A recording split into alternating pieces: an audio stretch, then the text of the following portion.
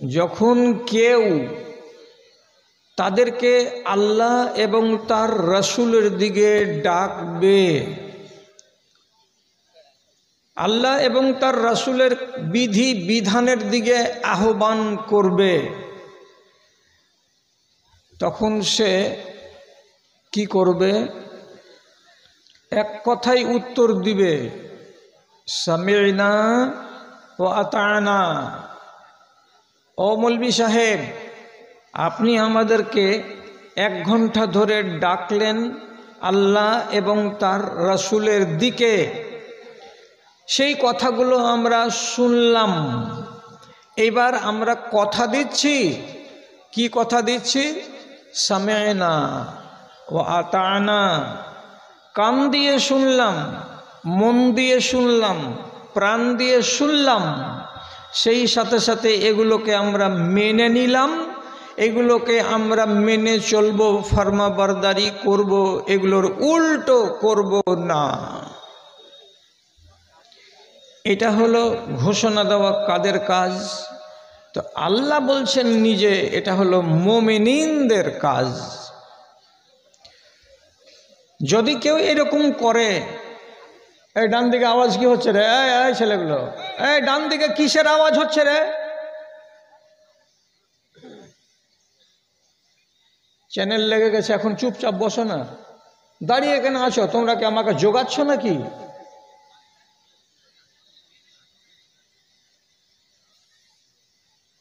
চ্যানেলওয়ালার জ্বালাতে আদমরা হয়ে গেলাম, খালি জীবনটা বের হতে বাকি আছে। যদি আপনি এইরকম স্বভাব না দেখান যে কানে শুনলাম, তারপরে স্বভাবটা কি? আতা'না, মেনে নিলাম। তো যদি মেনে নিলামটা বাদ চলে যায়, কানে শুনে নিলামটা থেকে যায়, আল্লাহ যে বললেন যারা দুটাই করে দেখাবে তারা হলো কামিয়াব। উলাইকা হুমুল মুফলিহুন, এরা কামিয়াব, এরা দুনিয়াতেও কামিয়াব, এরা আখিরাতেও কামিয়াব। আপনি যদি দ্বিতীয় অংশটা না মানেন, না আমি মানতে পারলাম না, শুনতে পারলাম, তাহলে এই লোকটা কি কামিয়াব হবে? কোনোদিনই হবে না, কোনোদিনই কামিয়াব হবে না। দুনিয়াতে যতদিন বাঁচবে বেইজ্জত হয়ে বাঁচবে, আর এখান থেকে মরে যেদিন আল্লাহর দরবারে যাবে, সেদিন আল্লাহ রাব্বুল আলামিন পুলিশের মতো করে মিলিটারি লাগিয়ে দিয়ে, ফেরেশতা লাগিয়ে দিয়ে পিটতে পিটতে তাকে নরকের ভেতরে গিয়ে ভরবে। কেন? আপনি এই কথাটা মানেননি। কোনটা কথা? আতা'না, আমি এই কথাগুলোকে মেনে নিলাম, আমি এর বাইরে যাব না, এ কথাটা আপনি বলেননি, এ কাজটা আপনি করেননি। এখন আপনিও তাকান, আমিও তাকাচ্ছি, দুজন মিলে দেখি, দেখার পরে ফয়সালা করি কোনটা ওয়াজ আপনি শুনেননি। আমার দাদারা, আমার ভাইরা, সুদের ওয়াজ শুনেননি? শুনেছেন। মদের ওয়াজ শুনেননি? শুনেছেন। বেপরদার ওয়াজ শুনেননি? শুনেছেন। মা বাপকে ভাত না দিতে গেলে কি হবে তার ওয়াজ শুনেননি? শুনেছেন। জেনা করার ওয়াজ শুনেননি? শুনেছেন। চুরি করতে গেলে কি হবে শুনেছেন? হ্যাঁ শুনেছেন। পরনিন্দা করতে গেলে কি আযাব হবে শুনেছেন? হ্যাঁ শুনেছি। পরের মালকে হজম করে নিতে গেলে কি খেসারত দিতে হবে কিয়ামতে, সে ওয়াজ শুনেছেন? যে হ্যাঁ শুনেছি। নিজের ভাইকে মার্ডার করে দিতে গেলে কত বড় খেসারত দিতে হবে, সে ওয়াজ শুনেছেন? হ্যাঁ শুনেছি। নিজের পড়োশিকে যদি জ্বালা যন্ত্রণা করেন তাহলে কিয়ামতের দিন আপনার বিচার কি হবে, এ ওয়াজ শুনেছেন? বলে হ্যাঁ শুনেছি। তো তাহলে বাদ কোনটা আছে? সবই শুনেছেন, বাদ কোনোটাই নাই।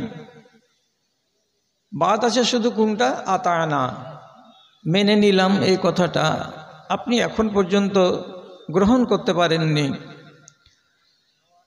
তবে সম্পূর্ণ কি একবারে বেদিন হয়ে গেছেন?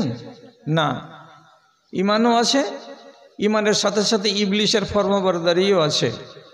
কিছু আল্লাহকেও মানেন, কিছু ইবলিশকেও মানেন, দুটোই নিয়ে আপনার সংসারটা চলছে। যদি বিশ্বাস করতে না পারেন তাহলে আপনি বলুন আমাদের দেশ থেকে কি মদের রমরমা ব্যবসা বন্ধ হয়ে গেছে? না, হয়নি। আমাদের গ্রামে কি মদখোর লোক একবারে নাই, সবটি পাক্কা নমাজি আছে? যে না, এরকম লোক নাই। আমাদের গ্রামে কি মিথ্যা কসম খেয়ে লাভার হাটে গরু বিক্রি করার লোক নাই? বলছে হ্যাঁ আছে। আমাদের দেশে কি পণ নিয়ে বিবাহ করা ছেলে পিলে নাই? বলছে হ্যাঁ আছে। আমাদের দেশে মাথাকে খুলে দিয়ে টান টান করে বাজারে গ্রামে হেঁটে বেড়া এমন বেহায়া মেয়ে ছেলে নেই? বলছে হ্যাঁ আছে। আমাদের দেশে নিজের বাপকে না বলে নিজের মনে মনে পালিয়ে গিয়ে ছেলেতে বিয়ে করে নিচ্ছে মেয়েকে, আর মেয়ে বিয়ে করে নিচ্ছে ছেলেকে। এরকম ছেলে কি আমাদের দেশে নেই? বলছে হ্যাঁ আছে। তাহলে পরে তো সবই দুর্নামের ঘটনা আমাদের মধ্যে আছে। এখন পাল্টা যদি জিজ্ঞেস করি, আমাদের দেশে রমজানে নামাজের সংখ্যা বাড়ে না কমে? বাড়ে। তাহলে আমাদের দেশে নামাজ আছে, মরেনি। আমাদের দেশে রমজানের রোজা রাখা লোকের সংখ্যা আছে না নাই? বলে হ্যাঁ আছে। তাহলে রোজাও তো আছে। আমাদের দেশে ঈদের নামাজ পড়তে গিয়ে মাঠ ভর্তি হয়ে যায়। তাহলে পরে আমাদের দেশের নামাজির সংখ্যা এখন হারিয়ে যায়নি, তাহলে এখনও আছে। তা আমরা কেমন হয়ে আছি? এটাও ধরছি ওটাও ধরছি, সাপের মুখেও চুমা ব্যাগের মুখেও চুমা, একবার আল্লাহকে ধরি আর একবার ইবলিশকে ধরি, এইভাবে জীবন কাটছে। লাভ কি হবে? এইভাবে চললে লাভ কি হবে? আল্লাহর কথা মতো আপনি চলেননি, আপনার কথাকে মেনে নিলাম আল্লাহ, এইটা কথা আপনি বলতে পারেননি। আপনি আর আমি হয়ে গেছি দোগলা। যদি দোগলা কেউ হয় তো তার খেসারত কি হবে? রব্বুল আলামিন কোরআনে বলছেন, আফাতুমিনুনা বিবাযিল কিতাবে ওয়া তাকফুরুনা বিবায ফামা জাযাউ মান ইয়াফআল যালিকা ইল্লা খিজিয়ুন ফিল হায়াতিদ দুনিয়া ওয়া ইয়াউমাল কিয়ামাতি ইউরাদ্দুনা ইলা আশাদ্দিল আযাব। কি মানে? যারা আল্লাহর দুনিয়াতে আল্লাহর আইনের কিছু মানে এবং কিছু ছাড়ে, কিছু আল্লাহর বিধিনিষেধকে গ্রহণ করে, আর কিছু কিছু আল্লাহর আইনকে মানে না, পায়ে দলে দেয়, তাহলে এমন মানুষগুলো কেমন হবে তাদের অবস্থা? রব্বুল আলামিন বলছেন, দুনিয়াতে যতদিন বাঁচবে এরা ইজ্জত নিয়ে বাঁচবে না, বুক ফুলিয়ে থাকতে পারবে না, চোখ উঁচু করে মুখ উঁচু করে বাজারে হাটে মাঠে ঘাটে চলতে পারবে না, ভিজা ছাগলের মতো দুনিয়াতে বাস করবে, জলিল হয়ে বাস করবে, লাঞ্ছিত হয়ে বাস করবে, ইজ্জতের সঙ্গে বাস করবে না। এবং কিয়ামতের দিন যখন হাসরের ময়দানে হাজির হবে, তখন এরাই আল্লাহ তাআলাকে বলবে, পরওয়ারদিগারে আলাম, আমরা দুনিয়াতে ইজ্জত পাইনি, আমাদেরকে আমাদের দুশমনেরা সবসময় মুঠার ভিতরে করে রেখেছিল, আমরা মজলুম হয়ে বেঁচেছিলাম, আজকে আমাদের ইজ্জত দাও, আজকে আমাদের সম্মান দাও। আল্লাহ তাআলা বলবেন, দুনিয়াতে তোরা লাঞ্ছিত কেন হয়েছিলি? আমার সবটি আইনকে মানিসনি, আধা মেনেছিলি আর আধাকে ছেড়ে দিয়েছিলি, তার জন্য দুনিয়াতে তোরা লাঞ্ছিত হয়েছিলি। আর আজকে আমার কাছে কিয়ামতের দিন ইজ্জত চাইছিস, আজকে ইজ্জত পাওয়া যাবে না। যা, তোদের জন্য লাল ঘর তৈরি করা আছে, আল্লাহর ফেরেশতারা পিটাতে পিটাতে তোদেরকে জাহান্নাম পর্যন্ত নিয়ে যাবে। যারা দুরকমেরই ব্যবসা চালায় তাদের পরিণাম খারাপ হবে। ইজ্জত সব মাটি হলো, ইজ্জত সব মাটি হয়ে গেল, নত হলো মমশির। যারা ছিল চির মোদের গোলাম, আজ তারাই হয়েছে মহান বীর, আজ তারাই হয়েছে মহান বীর। তোমায় ভুলেছি, কোরআন ছেড়েছি, তাই বুঝি অপমান। তোমার দুনিয়ায় দুশ্মনী লীলা চেয়ে দেখো রহমান। কাফেরের হাতে নিধন হতেছে কি করে মুসলমান গো, কি করে মুসলমান। বলির পাঠা হলো মুসলিম তোমার চোখের আগে, আসাম বোম্বাই মিরাট গুজরাট আর সে হাজারিবাগে, আর সে হাজারিবাগে। তবু কেন তুমি প্রতিশোধ নিতে হও না কো আগওয়ান। তোমার দুনিয়ায় দুশ্মনী লীলা চেয়ে দেখো রহমান। কাফেরের হাতে নিধন হতেছে কি করে মুসলমান গো, কি করে মুসলমান। আপনার ইজ্জত নেই, ইজ্জত নেই। মধ্যপ্রদেশের সরকার আইন করেছে, জুমাতে যেটা খুতবা দিবা সেই খুতবাটাকে আগে সরকারের কাছ থেকে মঞ্জুর করে নিয়ে এসো, 6 দিন আগে দিয়ে খুতবা দাও, নাহলে টুটিতে বংশী লাগিয়ে দড়ি লাগিয়ে টেনে খিঁচে নিয়ে যাব কোর্টে। এটা তোর বাপের দেশ নয়। মুসলমান তুমি ভিজা ছাগলের মতো, ছাগল ভিজে গেলে যেমন কাবু হয়ে যায়, তেমনি মুসলমান তুমি আজ দুনিয়াতে কাবু হয়ে আছো। কিসের জন্য? আল্লাহর সঙ্গে তোমাদের লিঙ্ক ছুটে গেছে। খাও দাও ফুর্তি করো আর নিজেকে বলো মুসলমান, এটার নাম মুসলমান নয়। রব্বুল আলামিন যেটা কথা বললেন যে কোনো আমার লোক যদি তোমাদেরকে আল্লাহ এবং তার রাসূলের দিকে ডাকে, তো তাহলে তার কথাটাকে শোনার পরে বলো কানে শুনলাম এবং অন্তর থেকে এটাকে মেনে নিলাম, তাহলেই তুমি আমার লোক। কে তোমার গায়ে হাত দেয় তখন আমি দেখব। কিন্তু তুমি তো আমারই হতে পারলে না, এখন মজলুম হয়ে আছো। কিসের জন্য আছো? তো তোমার নিজের চরিত্র গুণে তুমি হয়ে আছো। ভাইরে, কটা জুমা হয় বছরে? 52টা জুমার খুতবা। যেই কম শুনে সেই কমকে জিজ্ঞেস করছি, এই বড় বড় পাগড়িওয়ালা আর লাঠিওয়ালা আর বড় বড় টুপিওয়ালা, একটা কথা বলো তো, তোমার ভারতবর্ষে বুদ্ধ আছে, তোমার ভারতবর্ষে হিন্দু আছে, তোমার ভারতবর্ষে জৈন আছে, তাদের কি ধর্মের ভেতরে এইরকম ব্যবস্থা আছে যে ওদের লোকগুলোকে প্রত্যেক শুক্রবার বা বৃহস্পতিবার বা কিংবা মঙ্গলবারের দিন এক জায়গাতে জমা করে তাদেরকে হিদায়েতের কথা শোনানো হয়? এ ব্যবস্থা আছে কি? নেই। ওদেরকে এই রকম করে ওয়াজ করতে হয় না সারা দিন সারা রাত, বছরে যেদিন সেদিন ওয়াজ ওরাকে শুনতে হয় না, তারপরেও ওরা ধার্মিক। আর আপনাদের মতো লোক, আমাদের মতো লোক, যারাকে এক বছরে 52টি জুমার খুতবা শোনানো হলো, এক দিনকার জুমা হলো 25 মিনিটের, তাহলে আপনি নিজে বলেন যে যদি 50 ঘন্টা ওয়াজ আপনি শুনে থাকেন এক বছরে, তারপরেও যদি আপনার ঈমান কচুর পাতের পানির মতো হয়ে থাকে, তো আপনার মতো জলিল ইনসান আল্লাহর দুনিয়াতে আর কে আছে? আপনার মতো জালিম আল্লাহর দুনিয়াতে আর কে আছে? সব জালিম জালিম জালিম, কেউ আল্লাহকে মানে না। আপনি বলবেন এত বড় মসজিদ তৈরি করছি আর তুমি বলছো আল্লাহকে মানে না। মানে মসজিদ তৈরি করে দিতে গেলেই ইমানদার হয় না, মসজিদকে আবাদ করে দিতে গেলে ইমানদার হয়। 20,000 টাকা চাঁদা দিয়ে দিবেন, আর দেওয়ার পরে নিজের খুরখানাকে মসজিদে রাখতে যাবেন না, তাহলে ওই লোকটাকে ইমানদার বলা যায় না। ও দান করেছে তার নেকি পাবে, কিন্তু নমাজ আদায় করেনি তার জন্য সে যে গুনাহগার, আর ওর যে দানটার কোনো দাম নেই, এ কথাটা কি সে জানে? যদি আমার কথা একটা বেশি হয়ে যায়, তাহলে সভাপতিকে জিজ্ঞেস করবেন, অথবা কোনো এমন একজন আলেমকে জিজ্ঞেস করবেন যে আলেমটার উপরে আপনার আস্থা ভরসা আছে, সে যদি সার্টিফাই করে দেয় তাহলে আমি বেঁচে গেলাম। আর ওই আলেমটা যদি বলে যে মৌলবি ভুল বলেছে, তাহলে আপনাদের দড়ি আর আমার গলা আর আপনাদের দেশের কোনো একটা জিয়ালার গাছকে বেছে নেবেন, আপনি আমাকে ঝুলিয়ে দিবেন, আমি ঝুলে যাব গাছে, কিন্তু আপনাকে আমি আর আপত্তি করতে যাব না। কি কথাটা বলছি? যে মানুষটা নামাজ পড়ে না সেই মানুষটা হলো একেবারে আপন মায়ের পেটের ভাই শয়তানের, সেটা জিন্দা শয়তান, জীবন্ত শয়তান, শালগায়ে দেওয়া আর দামি দামি শার্ট আর কোট পরে থাকা ইবলিশ শয়তান। ওর জানাজা নেই। ফাজলামু কি নাম? আব্দুর রহিম, কলেজে ঠান্ডা করার নাম, ব্যবহার ডোম চামারের থেকে খারাপ। আপনি মনে করছেন যে মৌলবি এসে জানাজা পড়িয়ে দেবে আর দোয়া করে দেবে, তো কবরে আমাকে আল্লাহ তাআলা রেহাই দিয়ে দেবেন? কসম আল্লাহর, কথার দিকে খেয়াল করুন।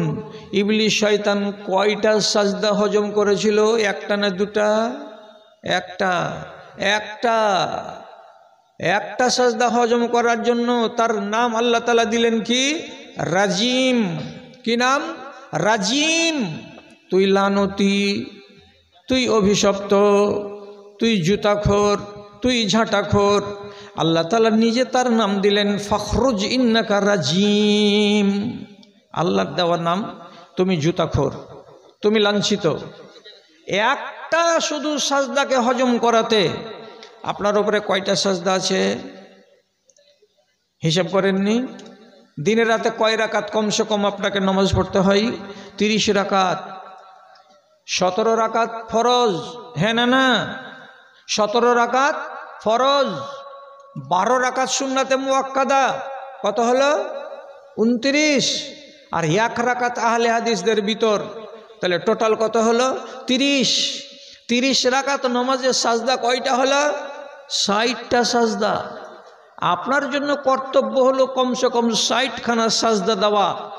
ও যদি একটা সাজদাকে হজম করে জুতাখোর হয়ে যায় আর জাহান্নাম থেকে বিতাড়িত হয়ে যায়, তাহলে আপনি যদি 60খানা সাজদাকে হজম করে দিয়ে থাকেন, আপনার গালে আল্লাহ তাআলা চুমা খাবে নাকি? আমি যদি এইরকম চরিত্রের হয়ে যাই, তাহলে ইবলিস থেকে আমি আরো নোংরা, আমি আরো খারাপ। এই জন্য বলছি, যারা এখন পর্যন্ত নিজেকে শুধরাতে পারেনি, এখনো যারা লানতি হয়ে আছে, তারাকে বলবো কতদিন আর ওয়াজ শুনতে হবে আপনাকে? জালিম হয়ে দুনিয়াতে বাঁচবেন না। কেন? জালিম কারা? আল্লাহর আইনকে যারা মানে না তারাই জালিম। আপনি যদি না মানেন, আপনাকে জালিম বলা যাবে। একটা যদি আপনার দ্বারাই ভুল হয়, আপনাকে ছোট জালেম অথবা মেজো জালেম অথবা সেজো জালেম বলা যাবে। কেমন? হযরত আদম আলাইহিস সালাম নিজে স্বীকার করে বলছেন, নিজে বলছেন আল্লাহর কাছে। কথার দিকে খেয়াল করুন, শুধু এমনি এমনি কথা বলে টলে সময়টাকে কাটাবো না। আল্লাহর নবী হযরতে আদম নিজে কথা বলছেন, সেটা আল্লাহ কোরআনে লিখে রেখেছেন। আদমের দোয়াটা কটা লোকের জানা আছে? চট করে আমাকে একটু প্রমাণ দিয়ে বলবেন। আদম দোয়া করেছিলেন কি বলে? রব্বানা জালামনা আনফুসানা ওয়া ইল্লাম তাগফির লানা ওয়া তারহামনা লানাকুনান্না মিনাল খাসিরিন। এর গোড়াতে লেখা আছে কি? হে আমার রব, আমি আমার নফসের উপরে জুলুম করেছি। জুলুম মানে কি? আমি জালেম। কি জুলুম করেছিল আদম? বলেন তো ভাইরা। হযরতে আদম আলাইহিসসালামকে আল্লাহ তাআলা বলেছিলেন, ওই গাছটার তলায় যেও না, তোমাকে নিষেধ করলাম। ওই গাছের ফল তুমি খেও না, তোমাকে বারণ করলাম। একটা নিষেধকে আদম এবং হাওয়া রাখতে পারেনি, তার জন্য তারা জালিম হয়ে গেছিল। আর জালিমকে রব্বুল আলামিন পছন্দ করেন না। এই জন্য তাদের গা থেকে জান্নাতি পোশাক সব খসে খসে পড়ে গেছিল, ওরা নাঙ্গা হয়ে গেছিল, একটা ইঞ্চি কাপড় তাদের গায়ে ছিল না। তখন বুঝতে পারলো তারা যে আমরা নিজেদের নফসের উপরে জুলুম করেছি। তখন দোয়া করতে লাগলো আল্লাহর কাছে, রব্বানা জালামনা, হে আমাদের রব, আমরা জুলুম করেছি। আল্লাহ মাফ দিলেন। 7 দিন 8 দিন 10 দিন কাঁদলেন, তখন আল্লাহ তাআলা মাফ দিলেন। একটা নিষেধকে না মানার কারণে আদম কি হয়ে গেল? জালিম। জালিম হয়ে গেল। আপনাকে কোনো আলেম নিষেধ করেনি যে আপনি 100টা বারাতি নিয়ে বিবাহতে যেতে পারবেন না। আপনাকে কোনো আলেম বলেনি যে আপনার বেটার বিয়েতে আপনার বাড়ি থেকে, পাড়া প্রতিবেশী থেকে 25টা যুবতী বেটি ছেলে বরযাত্রী বারাতি যেতে পারবে না। বলেছিল? হ্যাঁ বলেছিল। তাহলে আপনি বুড়ো আঙুল দেখাচ্ছেন। এখন পর্যন্ত আপনি 200 টাকার বারাতি নিয়ে আর 25টা করে যুবতী বেটি ছেলে নিয়ে বউ আনতে যাচ্ছেন, বিয়ে করতে যাচ্ছেন। তাহলে আপনার মুখে চুনকালি লাগাবার দুনিয়াতে লোক আছে যে আপনি একটা আলেমের কথা শুনবেন না, আপনি আপনার মন মর্জি চলবেন। তো যেখানে আল্লাহর এবং আল্লাহর রাসূলের পক্ষ থেকে এইগুলো করা নিষেধ আছে, আপনি যদি নিষেধ না মানেন তো আপনি জালেম নন। তো আপনি কি? হ্যাঁ, আপনি জালেম নন তো কি? এই জালিমের কি পরিণাম হবে? আদমকে যদি একটা ভুল করার কারণে জালিম হতে হয়, আর তাকে যদি 1 মাস ধরে আল্লাহ তাআলার কাছে অঝর নয়নে চোখের পানি ঝরিয়ে ঝরিয়ে ঝরিয়ে ঝরিয়ে কাঁদতে হয়, তাহলে পরে আপনি কয়দিন কাঁদবেন? কেঁদেছেন এক একদিন যে আমিও তো জালিম হয়ে বসে আছি। তা আমি বসে আছি শক্ত মন নিয়ে কেন? ভালো করে মনে রাখবেন, আপনার ব্যবহারে আল্লাহ তাআলা নারাজ হয়। আর যখন আমাদের ব্যবহার বেশি খারাপ হয়ে যায়, তখন রব্বুল আলামিন বলছেন, দেশকে কোনো কোনো জায়গাতে আমি বরবাদ করে দিই। হয় বন্যা দিয়ে দিলাম, আর না হয় ভূমিকম্প দিয়ে দিলাম, আর না হয় সাইক্লোন চালিয়ে দিলাম, আর দেওয়ার পরে আমি তাদেরকে তহস নহস করে রেখে দিলাম। কিসের জন্য করি? আল্লাহ বলছেন, তোরা খেপাবি কেন আমাকে, তোরা রাগাবি কেন আমাকে, তোরা আমার অন্যায় করবি কেন আমার সাথে? তখনই আমার রাগ চলে যায়। জি, ক্রোধের আগুন জ্বলে উঠে বিধাতার, মানুষ যখন মাতে অশুভ খেলায়, গজবেরও বেড়া জালে ঘেরা পড়ে দেশবাসী, শহর বিলীন হয়ে যায়, শহর বিলীন হয়ে যায়। ভূতলে ভরেছে খোদা কত যে মানুষ, ভূতলে ভরেছে খোদা কত যে মানুষ, কত যে চাপা আছে পাহাড়ের গায়। পারো যদি অতীতের বুক চিরে দেখো না, সব কিছু লেখা আছে পাতায় পাতায়। কেন পাপা চারে মেতে ব্যথা দাও খোদাকে, তোমাকে যে গেড়ে দেবে এক ইশারায়। গজবেরও বেড়া জালে ঘেরা পড়ে দেশবাসী, শহর বিলীন হয়ে যায়, শহর বিলীন হয়ে যায়। হযরত ইউনূসকে পাঠানো হয়েছিল ইরাকে, শহরটার নাম, ইরাকের যেই শহরে পাঠানো হয়েছিল তার নাম হলো নাইনাওয়া। ওইখানকার লোক বড় জিদ্দি ছিল, হুজ্জতি করা লোক ছিল, নবী ইউনূসের কথা শুনছিল না, মানছিল না।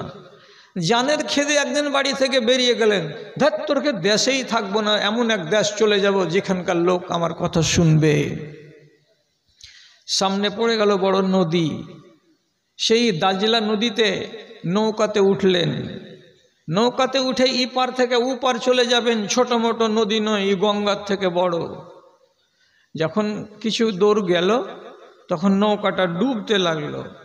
যখন ডুবতে লাগলো তখন নাবিক বলছে, ওগো যাত্রীরা, কে এমন তোমরা যাত্রী আছো যে নিজের মুনিবকে নারাজ করে এই নৌকাতে চড়েছো? তোমার গুনাহের কারণে আমার নৌকা দুলছে, ডুবে যাবে।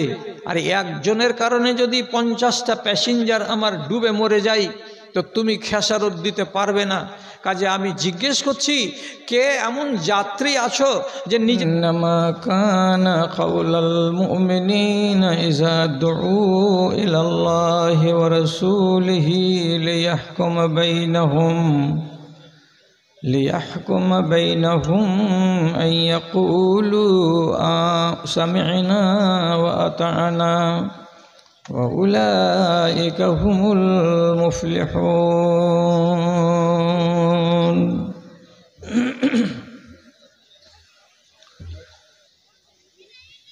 পাহাড় যেমন করে ঝর্ণা ঝরায়, নদী যেমন করে সাগরকে চাই, তেমনি করে প্রভু চাই আমি তোমাকে। আধার যেমন করে চাই আলোকে, আধার যেমন করে চাই আলোকে।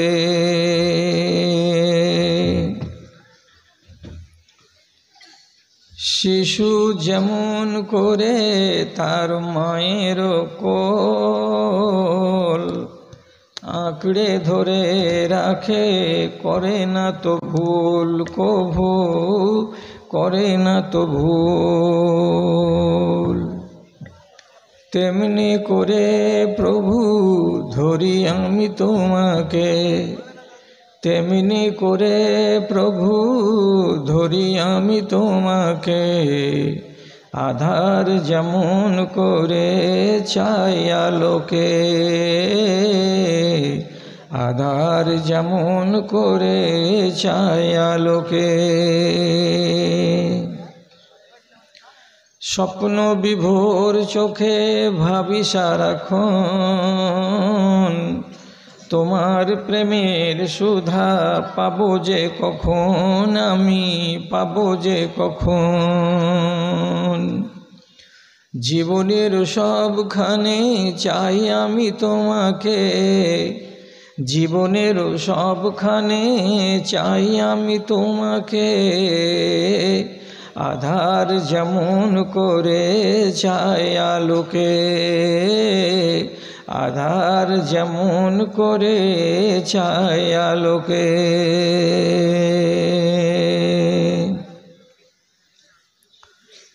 শ্রদ্ধেয় সভাপতি সাহেব, সমবেত এই এলাকার বিভিন্ন গ্রাম থেকে, বিভিন্ন মহল্লা থেকে, বিভিন্ন পাড়া থেকে দিনের এক গাদা মোহাব্বত ও ভালোবাসাকে সাথে নিয়ে ও ইমানি জজবাকে বুকে নিয়ে উপস্থিত ধনী গরিব, শিক্ষিত ও অশিক্ষিত, ছোট এবং বড়, আমার সকল শ্রেণীর প্রাণের ভাই ও বন্ধুগণ, তথা পুরুষ মজলিস থেকে আলাদা স্ক্রিনের সামনে অথবা আড়ালে বসে থাকা আমার আদরের মাতা ও ভগ্নীগণ, আল্লাহর শুকরিয়া আদায় করছি যে কিছুদিনের ব্যবধানকে ঘুচিয়ে আবার আপনাদের সামনে এসে আপনাদের মুখোমুখি হয়ে কিছু কথা বলার আল্লাহ তাআলা সুযোগ দিয়েছেন। এই জন্য আমি আল্লাহর শুকরিয়া আদায় করছি। আপনি এসেছেন এইখানে শ্রোতা হিসাবে, কিছু কথা শুনবেন, শোনার পরে নিজের ইমানটাকে সজ্জিত করবেন, নিজেকে বদলাবেন, নিজেকে শুধরাবেন, এই রকম একটা কামনা বাসনা নিয়ে আপনি এসেছেন। আপনার এখানে আসা এর পেছনে গরজ আলাদা, তার মানে শোনা, আর এইখানে আমার আশা, আমার গরজ হচ্ছে শোনানো। আমি বলবো, আপনারা শুনবেন।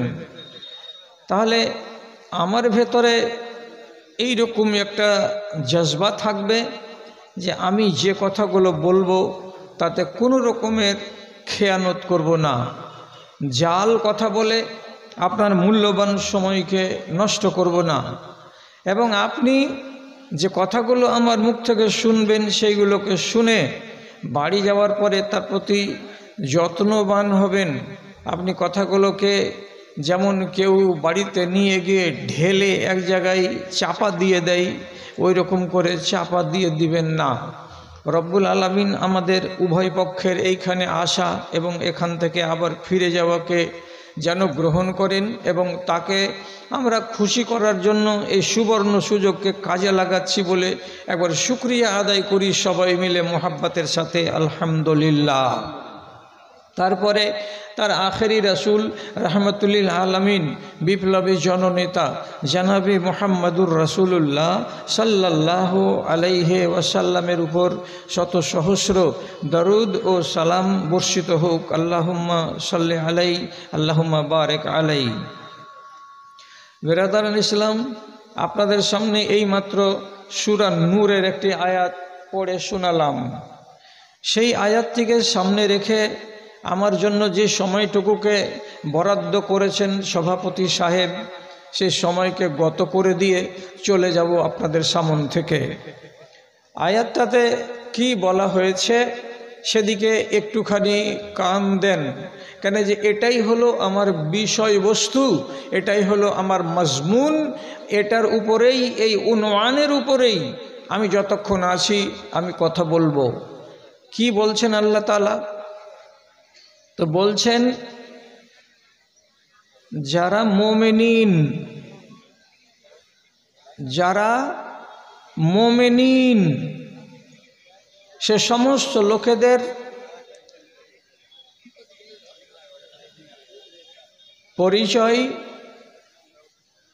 পরিচয় হলো এই